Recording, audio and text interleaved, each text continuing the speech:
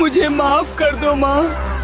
एक हाथ से राक्षस की जीभ कसकर पकड़ी हुई और दूसरे हाथ में प्रहार के लिए उठी गदा।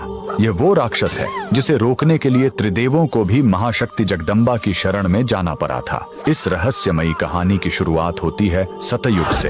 एक खूंखार राक्षस था मदनासुर। उसने घोर तपस्या करके सृष्टि के रचयिता ब्रह्मदेव से वाक सिद्धि का वरदान पा लिया। इसका सीधा सा मतलब था कि उस राक्षस के मुंह से निकली हुई हर बात सच हो जाए। इस वरदान का फायदा उठाकर उसने पूरी दुनिया में तबाही मचानी शुरू कर दी। जब पूरी सृष्टि पर प्रलय का खतरा मंडराने लगा, तब जगत के पालनहार भगवान विष्णु ने उसे रोकने का फैसला किया।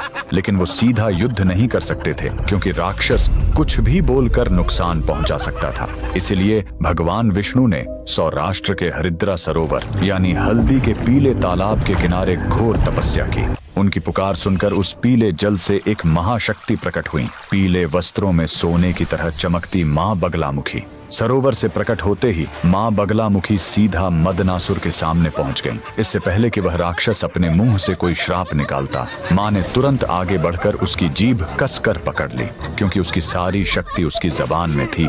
जीभ पकड़ते ही उसकी शक्ति खत्म हो गई और वो कुछ भी नहीं बोल पाया। जैसे ही देवी ने उस पर वार करने के लिए अपनी गदा उठाई, राक्षस ने मन ही मन माँ से माफी मांगी। माँ ने उसे जीवन दान तो दिया, लेकिन हमेशा के लिए उसकी बोलती बंद कर दी। साथ ही उसे वरदान दिया कि संसार में जहाँ भी मेरी पूजा होगी, वहाँ मेरे चरणों में तुम्हारी भी उपस्थिति रहेगी। तो कमेंट में पूरे विश्वास के साथ लिखें, जय माँ बगला।